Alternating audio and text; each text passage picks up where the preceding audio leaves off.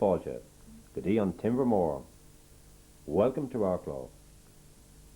Few towns of comparable size in Ireland today can boast of a music, culture and heritage to match that of Arklow's.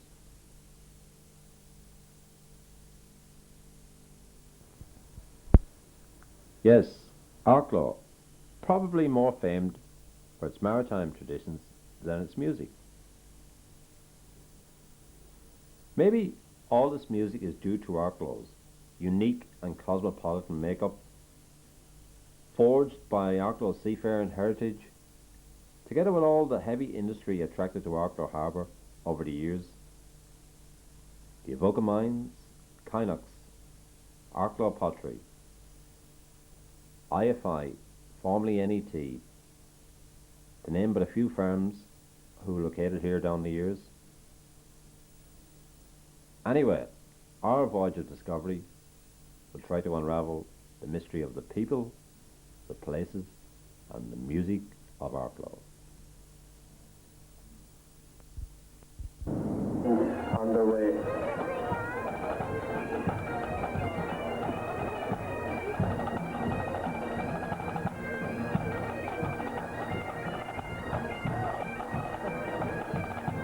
They are not like a good fight band, and they're one of the best. World champions.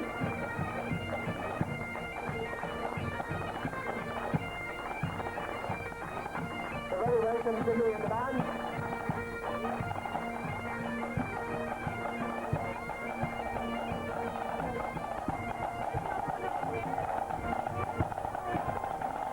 That's a long way to go.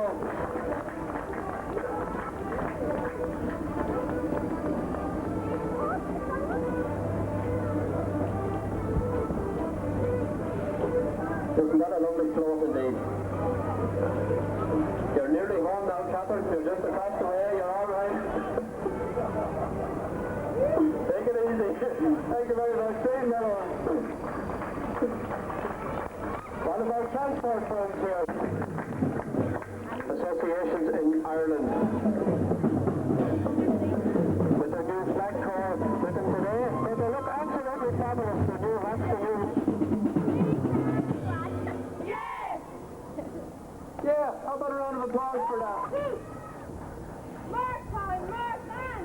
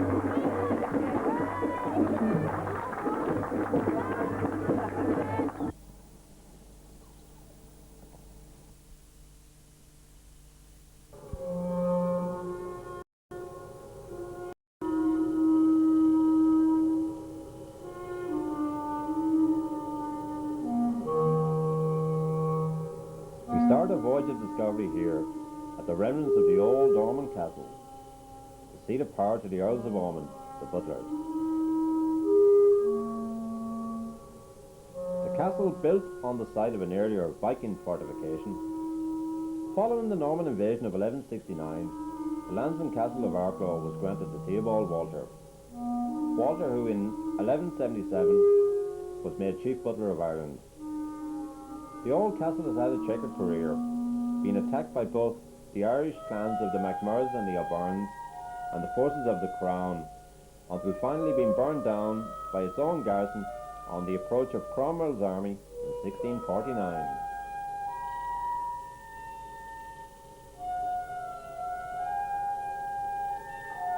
The Ormond Castle, in a strange way, still houses the seat of power to the town of Arklow, in that Arklow's newly refurbished town hall is housed in the adjoining building.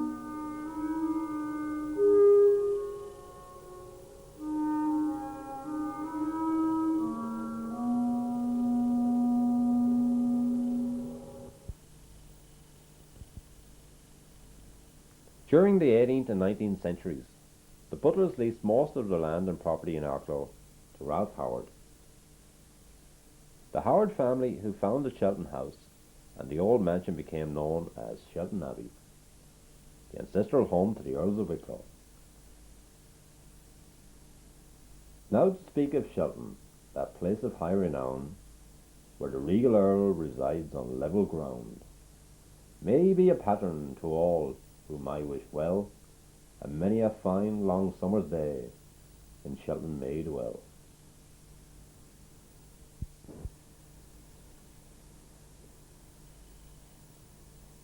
Shelton Abbey is now owned by the state and used by the government as a state detention centre.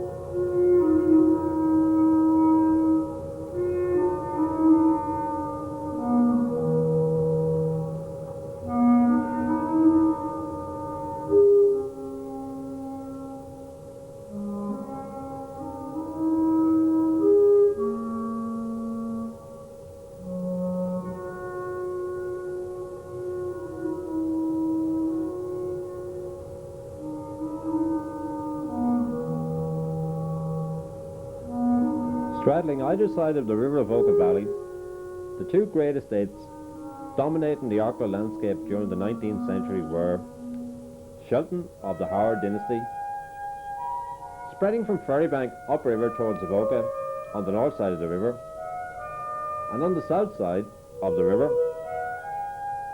Glenart, the seat of power to the Earls of Carysford, the Probies. Glenart Castle was built in 1750. The most famous was Admiral Proby of the Royal Navy. Proby was Member of Parliament for Wicklow from 1818 to 1832.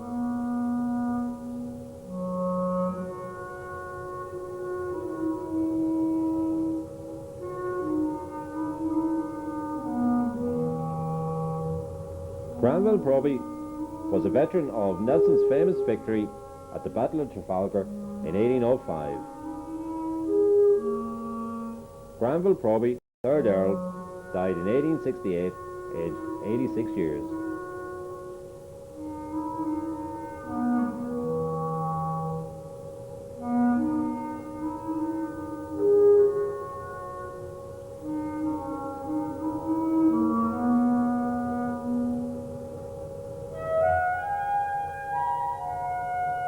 The Carysford title became extinct with the death of the 5th Earl, William Proby, in 1910.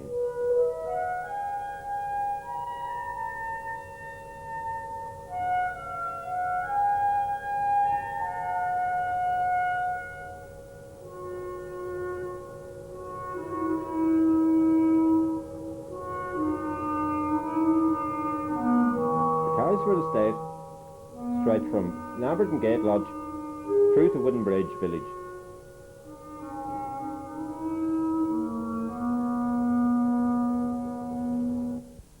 History has it, these lands in the south of the county were once the stronghold of the O'Byrnes.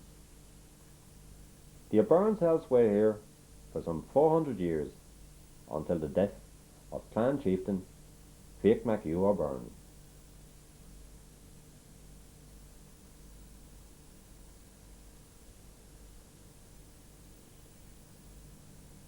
Wicklow was finally declared a county in 1603 for the better government thereof.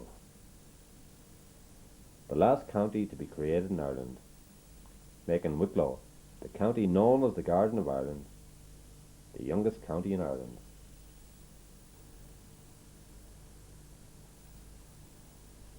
The O'Byrnes also played a prominent role in another chapter of Arklow's past, the 1798 rebellion.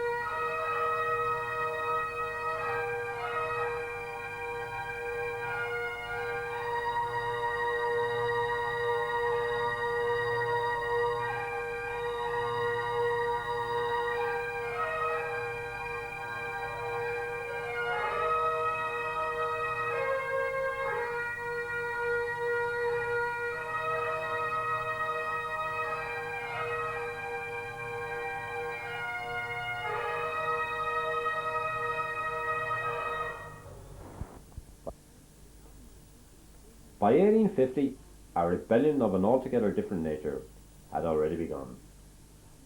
The Industrial Revolution. Here in the Avoca Valley, some 2,000 men were being employed by the Hibernian Mining Company.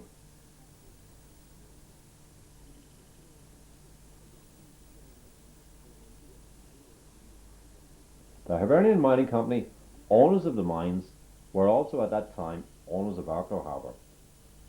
A year earlier, in 1849, a tramway had been built for transporting the ore produced at the mines to Arklow Harbour, used for the mines.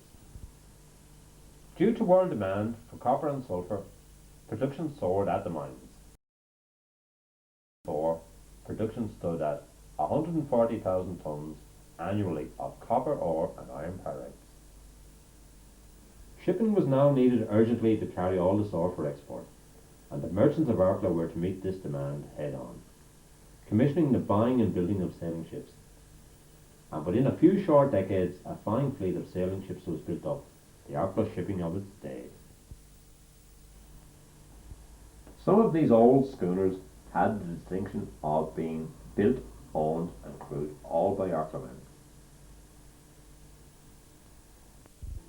However, like all booms, world demand for copper waned, and in the 1860s, with the arrival of the railways, the Hibernian Mining Company lost interest in Arklow and its harbour, and by 1881 the mining company had sold out its interest in the harbour altogether.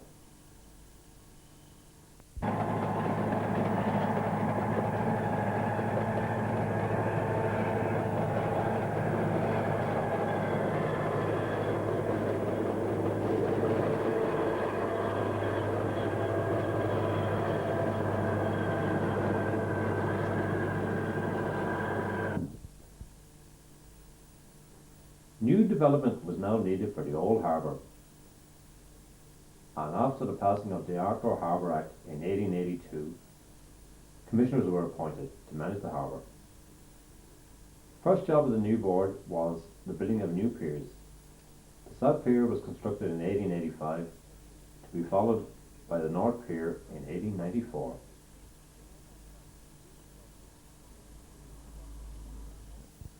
In the 1880s, the country had a new champion, legendary Member of Parliament and local entrepreneur Charles Stewart Parnell of Avondale. Parnell, Home Rule Member of Parliament, was also leader of the Irish Party at Westminster.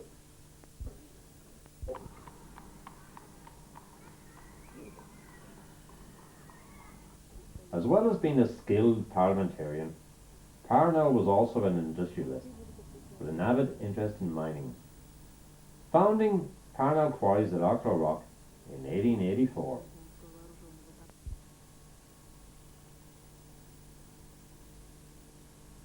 A narrow gauge railway was built alongside the South Beach to transfer the stone sets used in paving produced at the quarry to the South Quay jetty for export to all the major cities of Britain. Stone sets were also used in Dublin to pave the quays. Parnell Quarries also invested in Arklow Harbour, supplying both capital and stone for the erection of quay walls.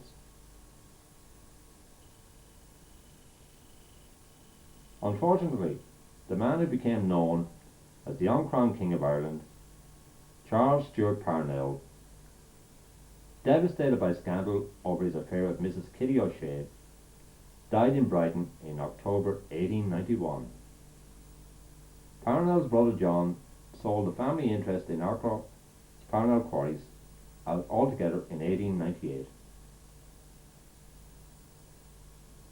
Parnell's legacy is now being carried on at Arklow Rock by Roadstone Exports Limited. Roadstone, operating the quarry at Arklow Rock since the early 1960s, now export stone produced at the quarry from their own purpose-built deep-water jetty at Arklow Rock.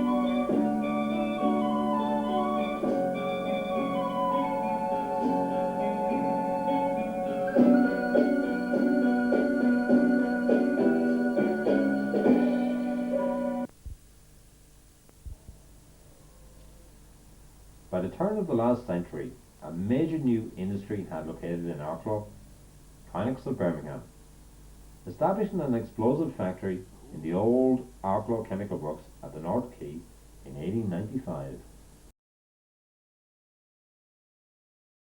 At the end of the First World War in 1918, seen the ships of the Kynox fleet being sold off. Together with the decommissioning of the factory, all this left a huge void in Arklow's employment front for years to come, until Arklow Pottery was established in the town in the 1930s.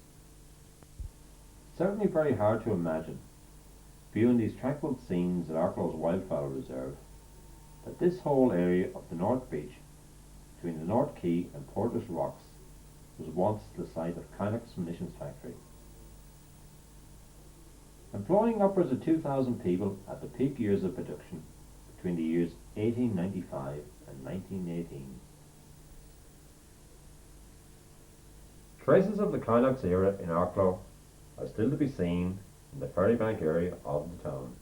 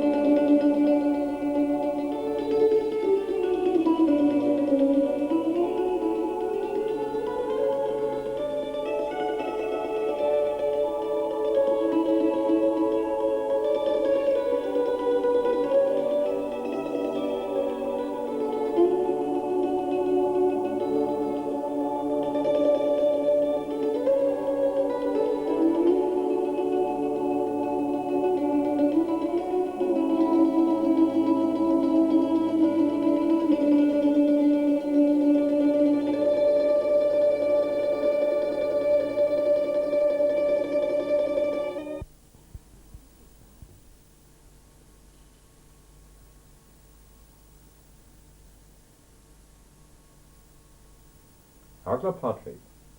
Established in the town in 1934, the pottery located on 11 acres of Arklow's dockland and manufactures of porcelain and high-quality tableware. The pottery has been the bedrock of the local economy for the last 60 years. Now in partnership with Narataki of Japan, a leading international manufacturer of high-quality ceramics.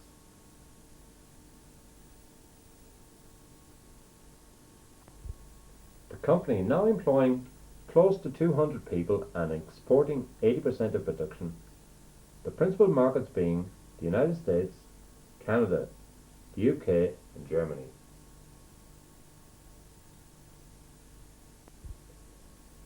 Popular with visitors and tourists, are the guided tours of the factory, and wares produced in the pottery can be purchased in the on-site craft shop.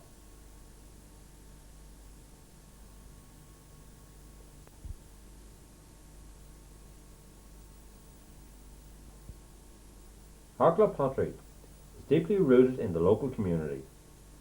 It would be hard to find anyone in Arklow not connected to the pottery in some way, either in having worked at the pottery or having a friend or relative employed there.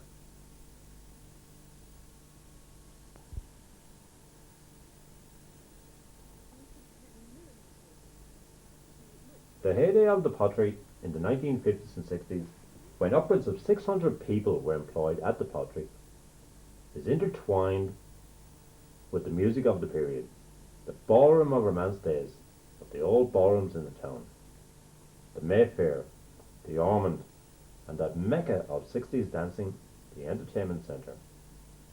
The pottery workers danced to the music of the show bands of the day.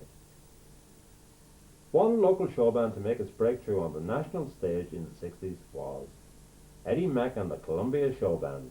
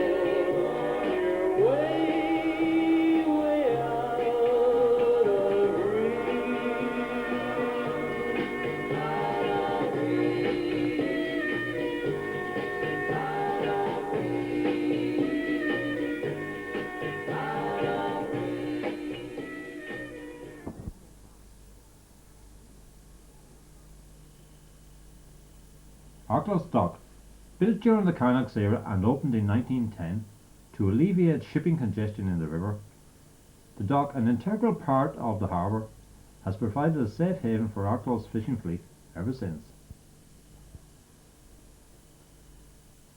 The dock over the years has become home to much of Arklow's local industry and is also used by many of the maritime clubs and institutions of the town. Also located beside the dock is Arklow's Tidy Town's award-winning lifeboat station. Arklow's lifeboat station also has the proud distinction of being the oldest lifeboat station in the country, having been established in the town in 1826. Recent years have seen a mini revival in the fishing fleet. Boat numbers have increased. This revival is due almost exclusively to the introduction of whelk fishing.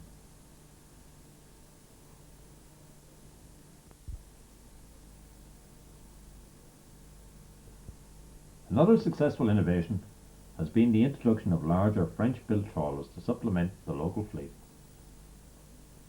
Re-registered in Ireland, these trawlers can fish the deeper waters of the Irish and Celtic seas, and for longer periods.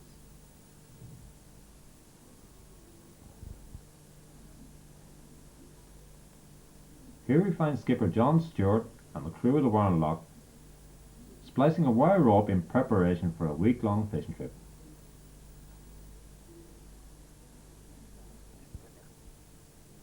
The Warren Loch, formerly French owned, is renamed after a local beauty spot on Arklow's golf links. These larger trawlers of the fleet also engage in the lucrative fishing for oysters, fishing the deep waters of the Smalls, islands off the Welsh coastline.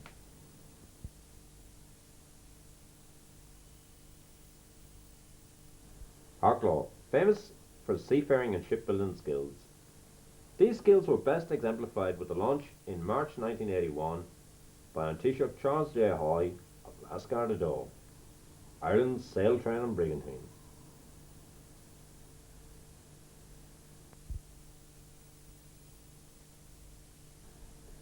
The Asgard, built here at the boatyard of John Turrell and Sons, a yard that has been in existence in the town since 1865. Built by local craftsmen to a design of legendary local boat builder the late Jack Turrell, naval architect.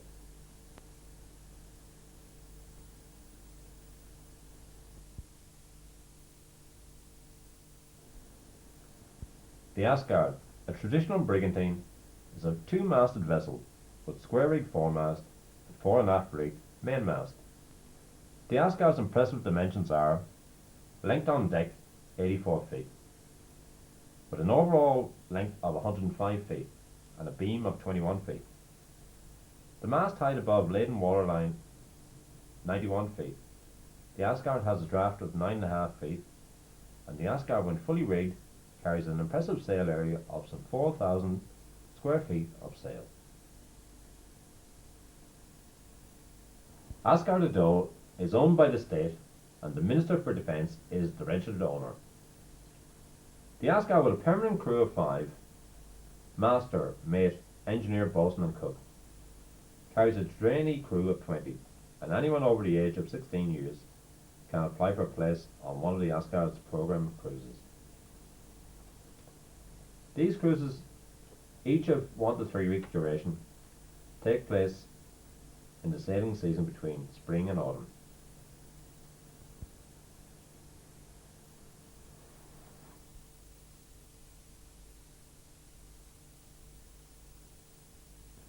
One of the longest voyages undertaken by the Asgard was in 1985, when she crossed the Atlantic to visit America, and in 1988 she participated in the Australian bicentenary celebrations down under.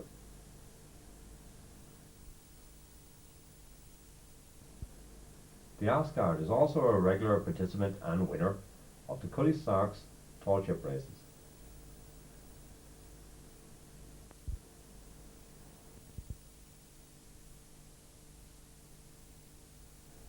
The Asgard de Doe, with her imposing figurehead of Grania whale, the famous 16th century Mayo pirate queen, is named after the original Asgard, a gaff-rigged ketch owned by the father of the late President of Ireland, Erskine Childers. In 1914, the Asgard was used by the Irish volunteers for gun running purposes. The name Asgard is an Old Norse word meaning home of the gods. The Asgard, with her beautiful lines, is truly a wonderful ambassador for Ireland and a fine addition to Ireland's maritime heritage.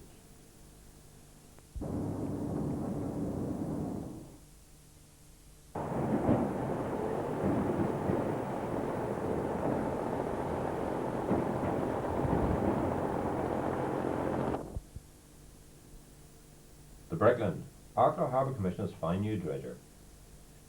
The Breckland is used at Arklow shifting sand.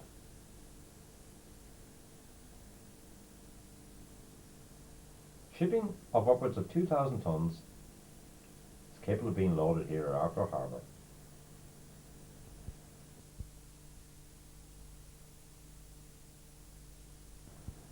Long-established local shipping agents, O'Toole Shipping, operate freight handling facilities at the harbour.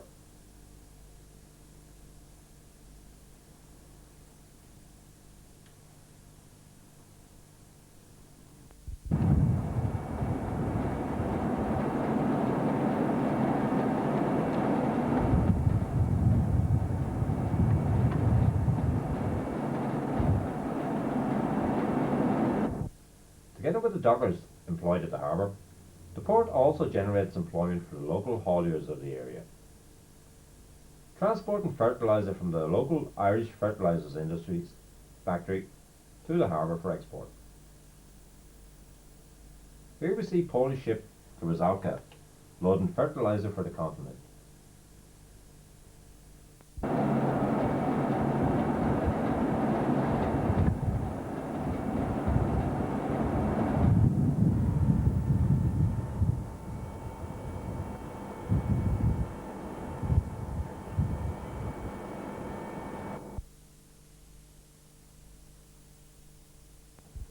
As well as being central to the local economy, the harbour also provides a vital national link to the international export markets of Europe.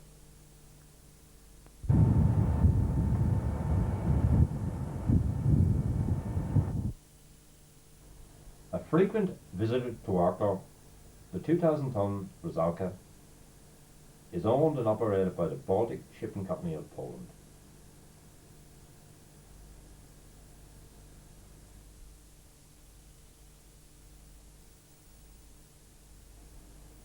Another one of Arklow's traditional exports is native timber. Now exported to Scandinavia, in former years this timber was exported for use as pit props in the coal mines of the Welsh valleys.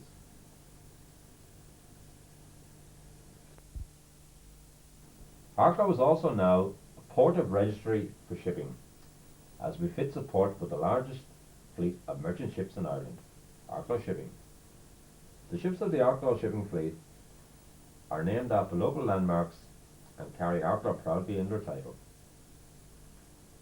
All controlled from here at the nerve centre of Arklow Shipping on the North Quay.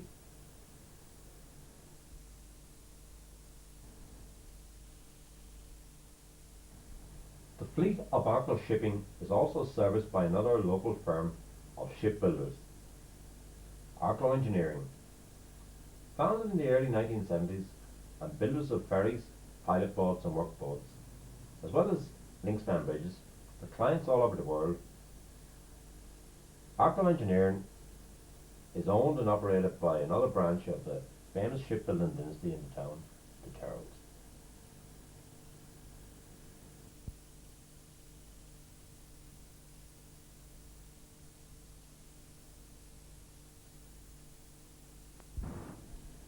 This scene in the river is reminiscent of the golden age of sail in Arklow, when instead of pleasure craft, the river was filled with trading schooners of all shapes and sizes. The last of these old schooners traded up until the late 1950s, to be eventually replaced by the modern ships of the Arklow shipping of the present day.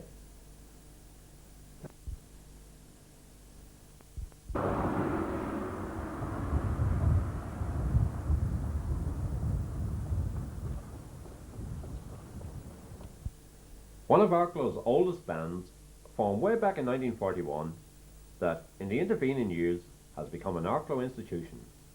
Current All-Ireland champions, St. Colm Kills, Arklow's pipe band.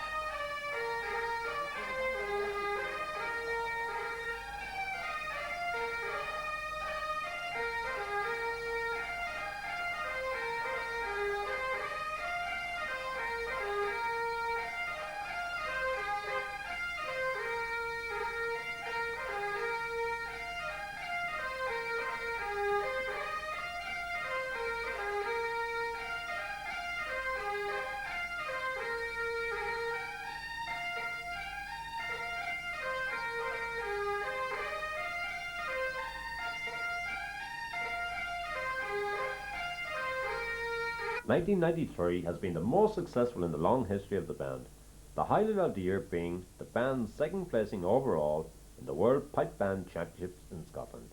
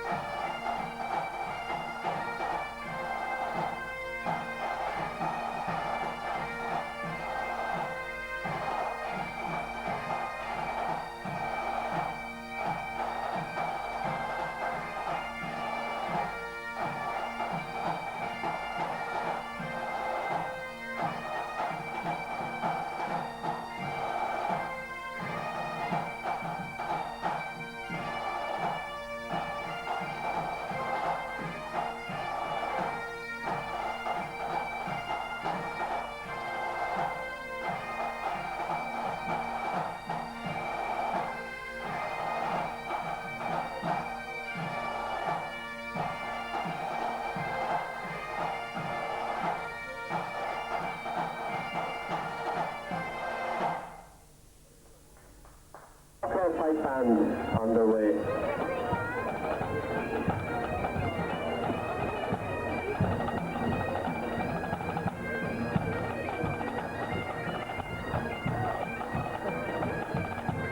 They are not like a good pipe band, and they're one of the best. World champions.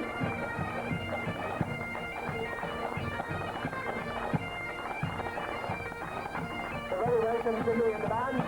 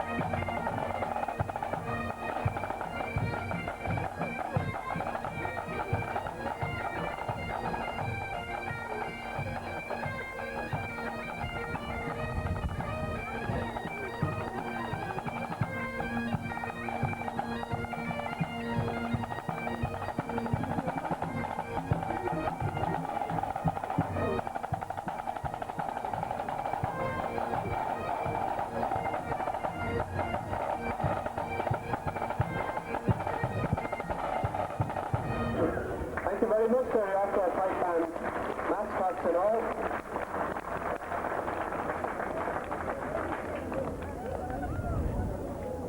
Lord Cullen has been playing with this band since they were formed. They're 53 years formed now, just to let you know he's still there.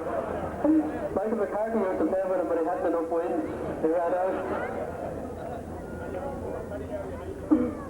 Here's the best song.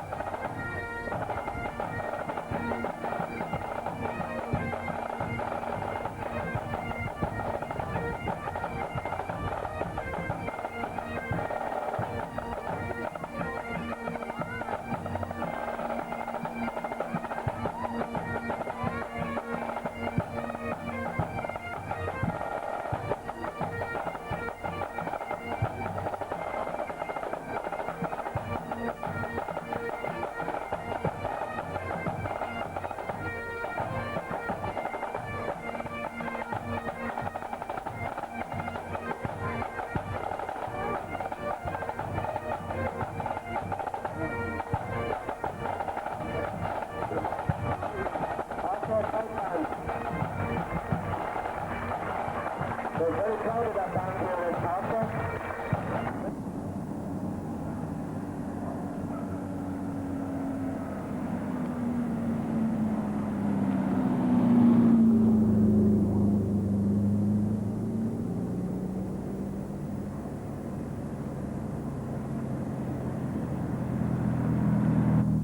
The 1960s and 70s were decades of expansion in Arklow.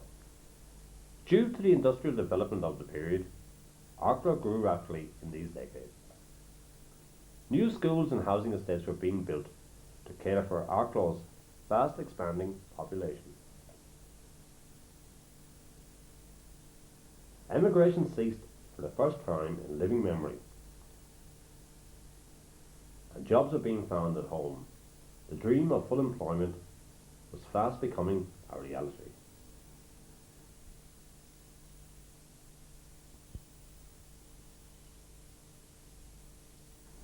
The catalyst for all this expansion was the locating of Ireland's new fertiliser industry at Shelton on the outskirts of the town. NET, now renamed IFI, Irish Fertilisers Industries, built in 1965 as a resource for Ireland's most important industrial sector, agriculture. But, however, the halcyon days of the Fert, as NET was to become known locally, were not to last. The world recession of the 1980s is just round the corner, bringing factory closures and massive job losses in its wake.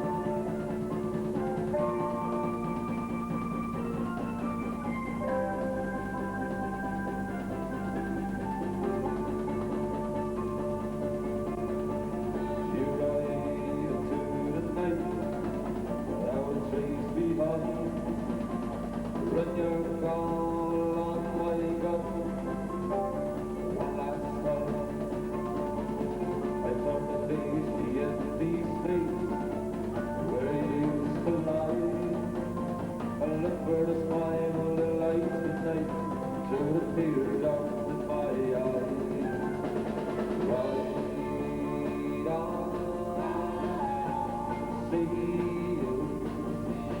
I could never go with you no matter how I want to. Right on the line, see you.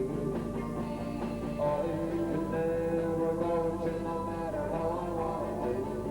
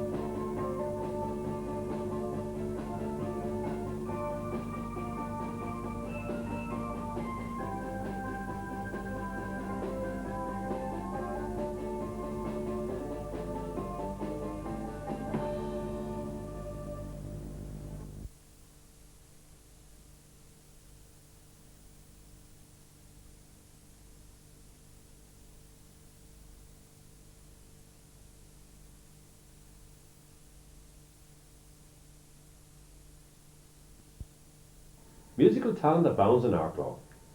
For a town of only 8,500 people, and to cater for all this musical talent, Arklow Music Festival was set up in 1970. Now in its Silver Jubilee year, Arklow Music Festival reached an all-time peak in 1989, catering for some 4,000 competitors, making Arklow Music Festival second only to the Dublin Feis Ceoil in terms of musical importance. Here in the heartland of the old fishery, at Tinhask, Tickenhedge houses of the fishermen at South Green, we find located in this modest band hall another one of Arklow's musical academies, the Armley Shanks Arklow Silver Band.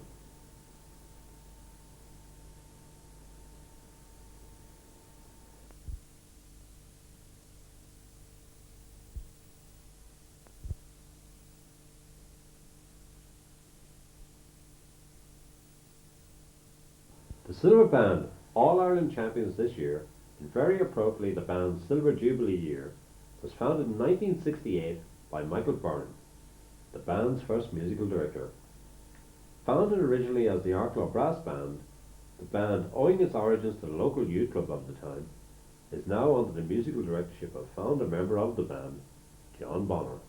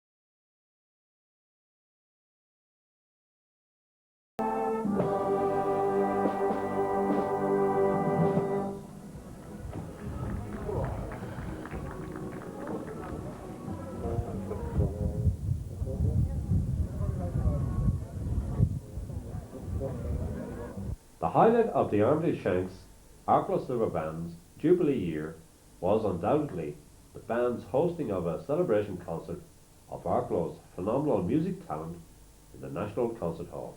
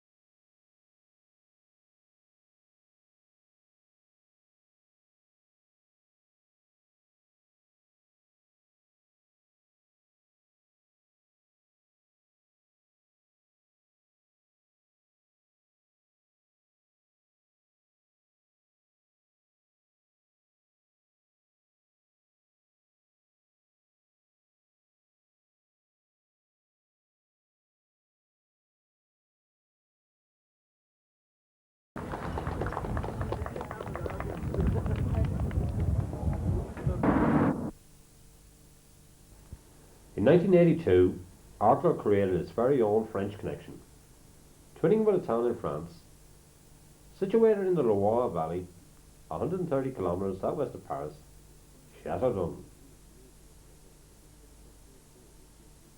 Arklow Twinning Association was set up to foster cultural links between the two towns, and Arklow Urban District Council renamed the scenic river walk Châteaudun Promenade in honour of our twin town in France, with the French civic authorities reciprocating this gesture by renaming a place in their own town in honour of Arklow.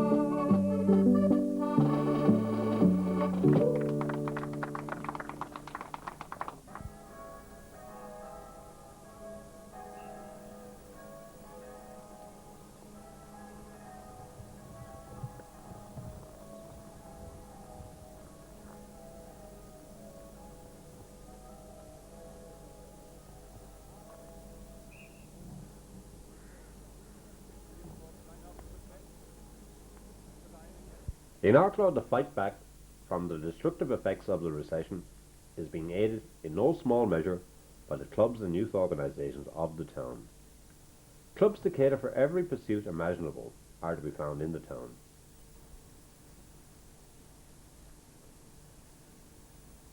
Father Murphy's Athletic Club, seen here training at one of their regular Sunday morning coaching sessions, were formed in 1986 and are affiliated to the national organisations of both BLE, Board Wicklow and BLOE, the junior branch of the same organisation.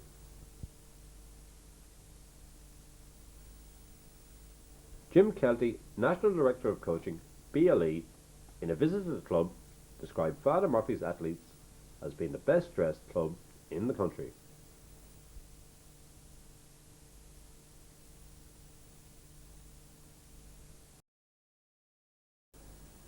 Membership of the club is,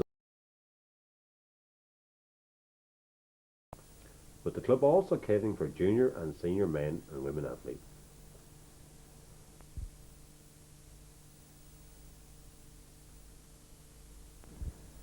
The Father Murphy club motto is "Winners never quit and quitters never win."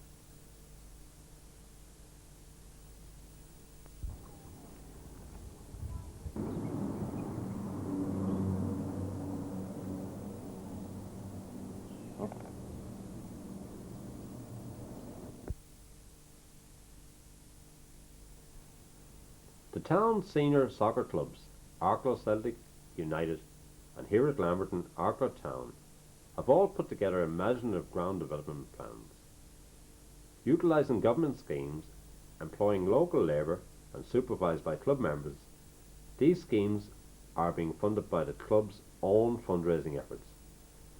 New pitches, dressing rooms and ground facilities have all been put in place to bring Arklow's soccer clubs up to League of Ireland standards.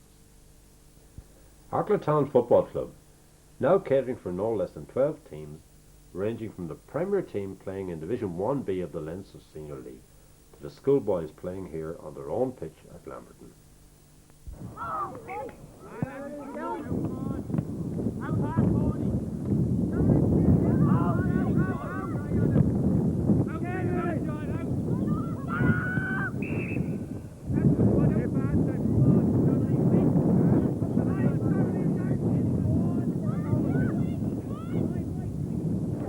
Now, the announcing half-time draw in the senior football game, a prize sponsored by Arklow Pottery with a special discount sale on today at 20% discount.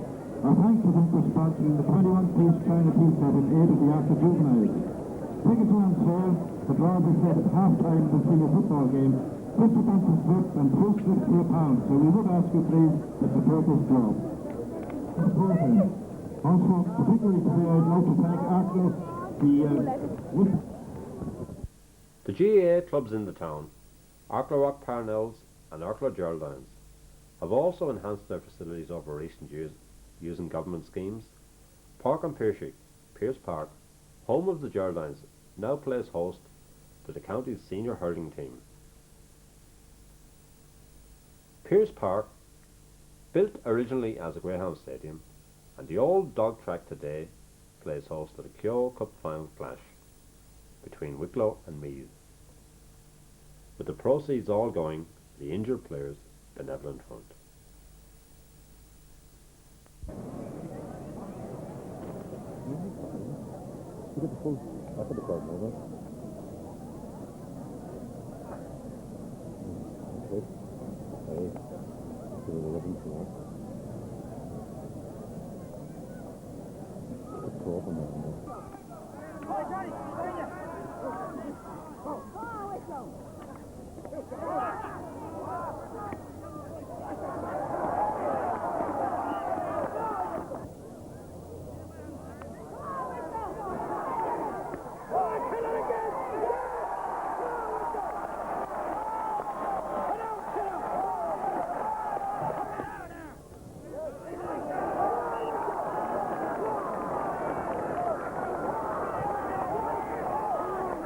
Two-10 for Wicklow and 7 minutes to go.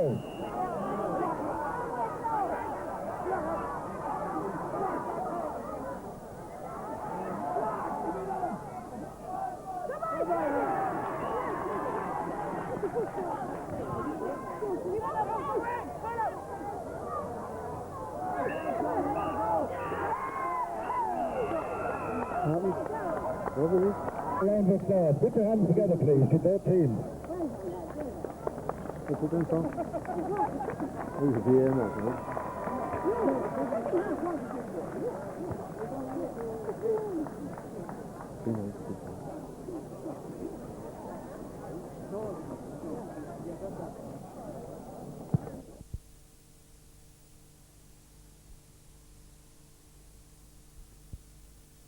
Arklow Golf Club, a club steeped in the history of Arklow.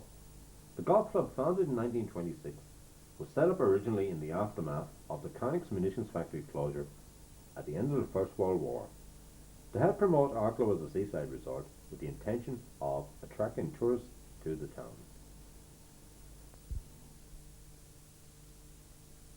Arklow's Golf Club, with its newly refurbished clubhouse, is still carrying this banner proudly in the 90s. The naturally spectacular 18-hole links course was officially opened for play in 1927. The golf links, reportedly built near the site where a battle once took place between the O'Byrnes and the British in the late 16th century.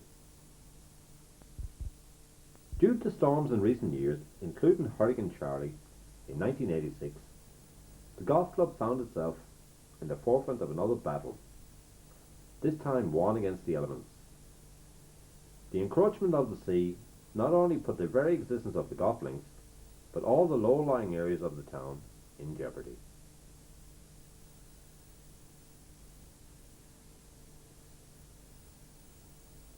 The golf club committee at this time took the very brave initiative of putting in place its very own coastal protection scheme, using rock armour from the nearby Rosestone Quarry.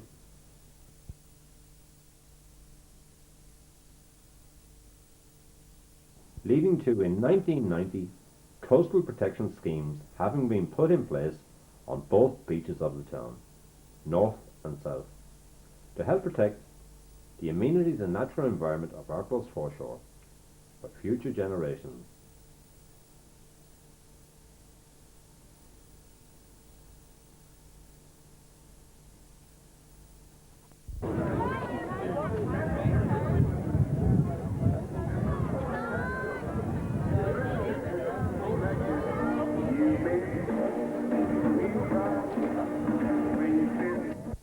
No Arklow summer is complete without Arklow's unique Maritime Weekend.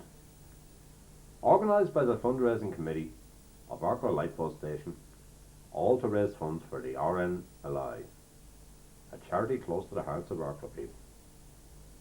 Held over the August Bank Holiday weekend, the Maritime Weekend, a fun-filled festival featuring such events as air-sea helicopter rescues, Viking attacks, tug-of-war, crazy boat races, and a myriad of other attractions all around the quay, making the Maritime Weekend one of Ireland's leading maritime festivals. The Maritime Weekend relies heavily on the active involvement of local clubs, such as the Sailing Club, the Golf Club, and of course, the local Sea Scouts.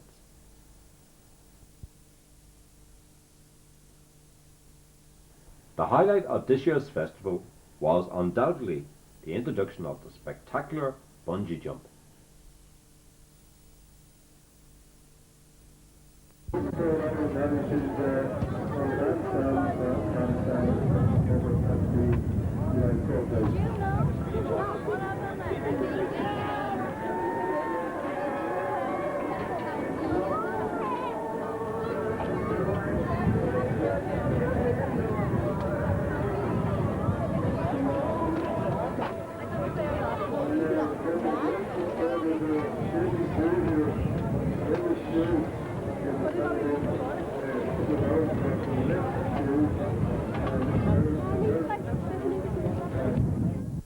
No less than 53 intrepid volunteers, including some 17 very brave ladies, took the quantum leap of some 210 feet, all to raise funds for Arklow's lifeboat.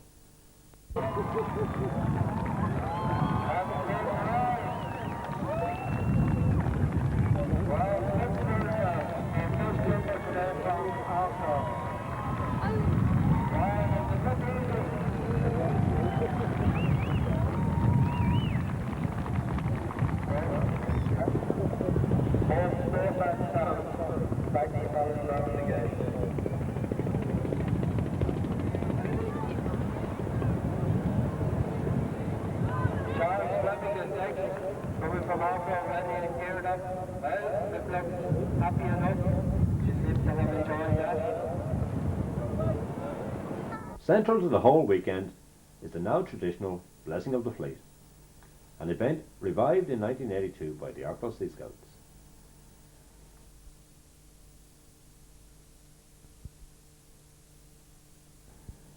Arklow, a town of proud traditions, at peace with itself, enjoying its music. A town with a vibrant past. Celts, Vikings and Normans have all passed through its portals over the centuries.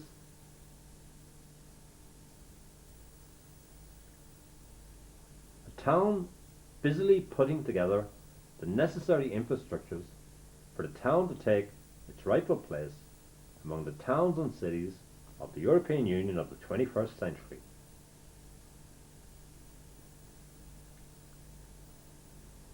In the Arklow of the still recessionary 90s, even the bad times are good.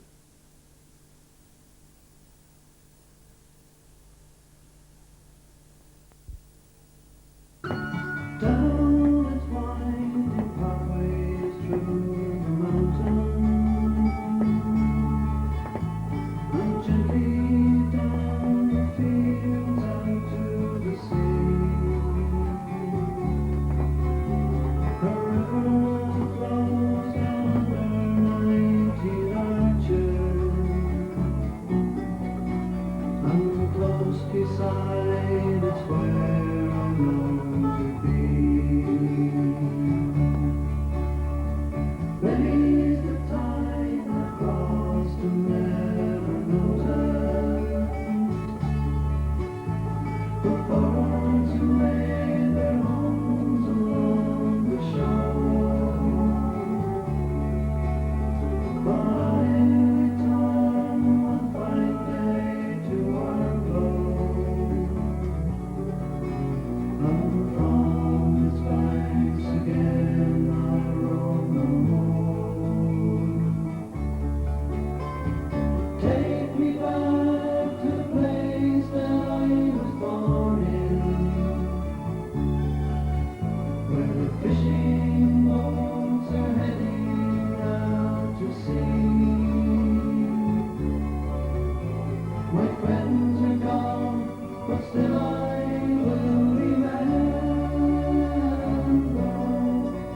those 19 archers waiting there for me.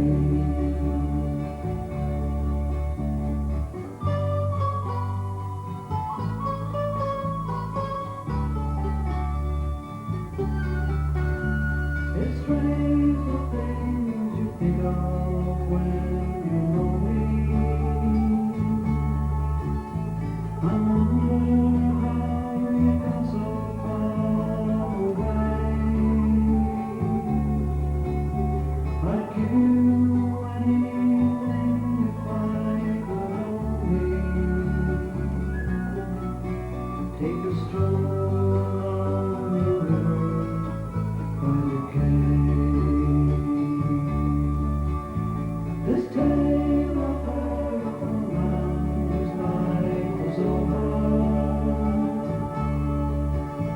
He smiled and closed his eyes and turned away. I prayed his soul to cross those 19 arches, while the light that faded dimly in his eyes of yesterday.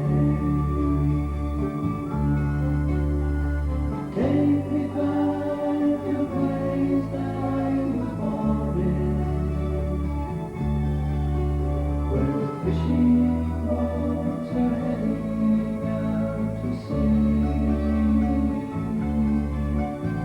My friends are gone, but still I will remember those 19 archers waiting there for me.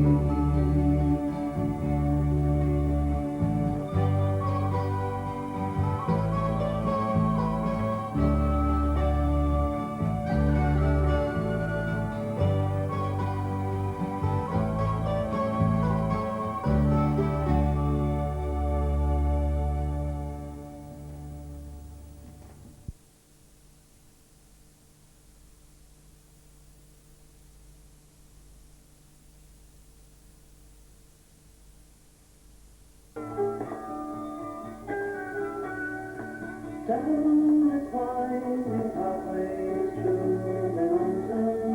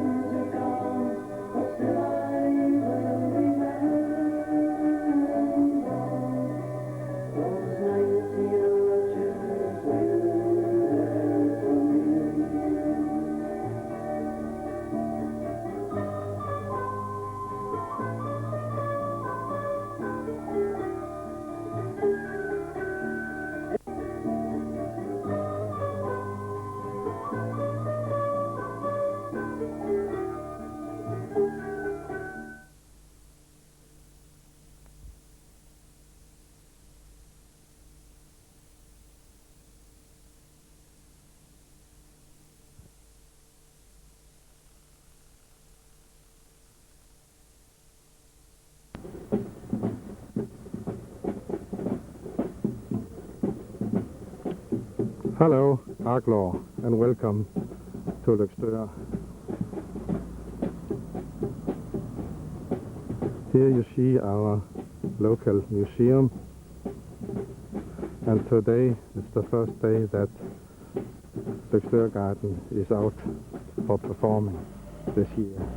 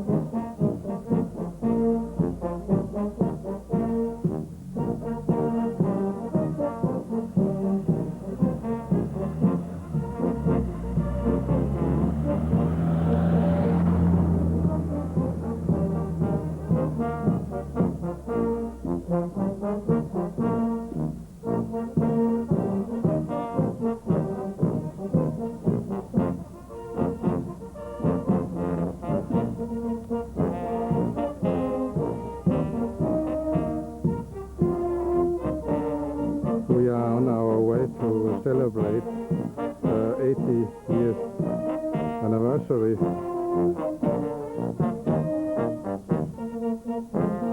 for the former leader of the water supply here in Wicklow.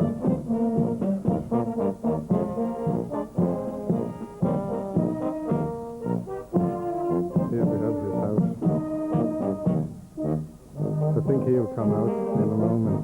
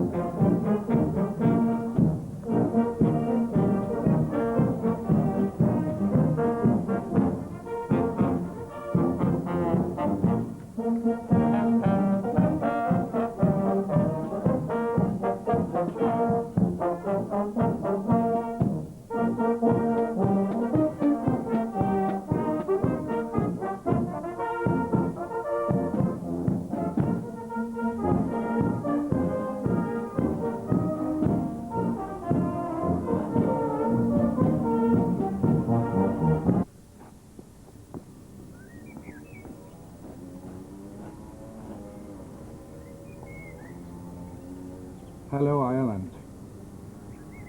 My name is Paul Helleby, and I am leader of Lusteur Garden. And I'm going to show you where you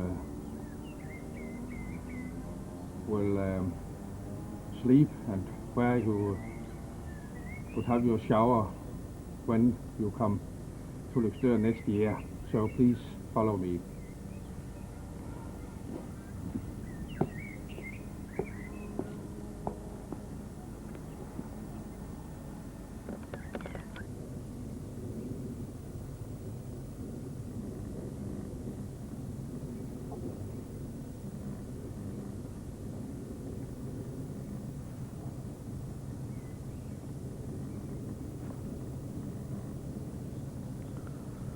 The accommodation is situated in a sports hall, and here you see the entrance to the sleeping rooms. Let us go inside.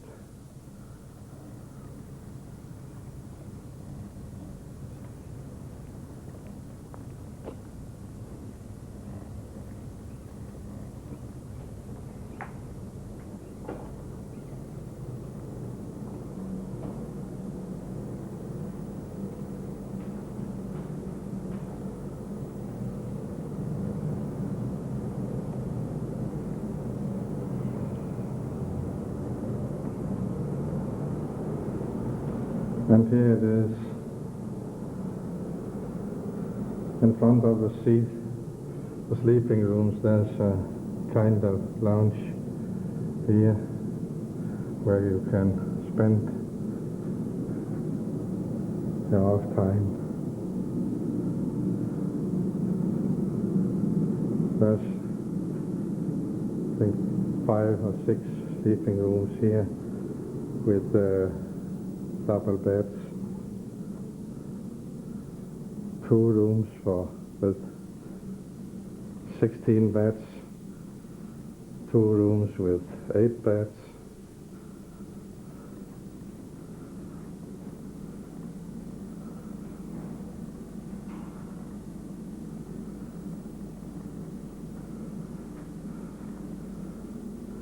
and from the window you can see the same view over the town.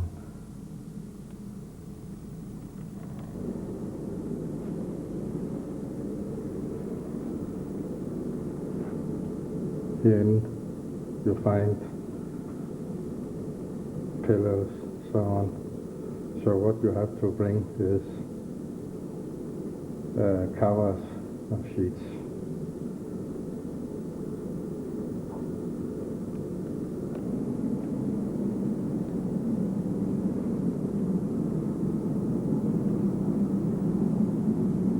Outside the lounge you will find toilet facilities.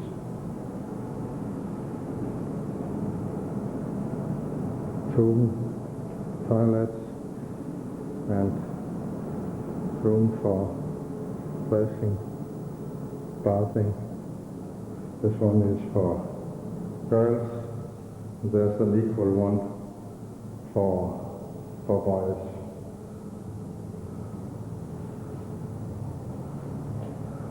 Three showers with hot and cold water in each.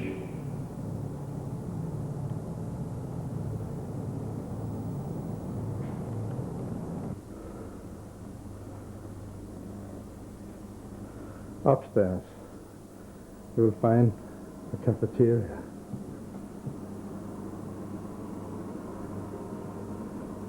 It is closed during the summertime, so I have a permission to use it, special permission.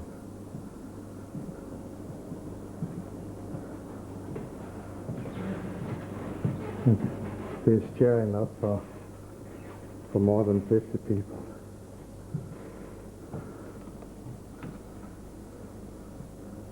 And as you can see, the same excellent view out over the town.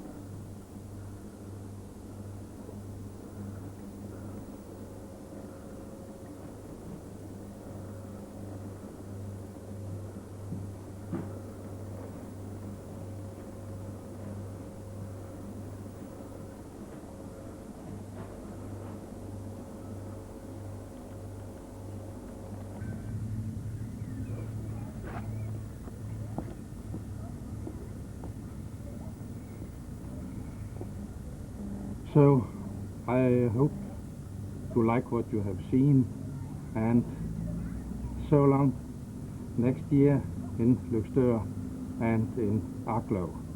Bye bye.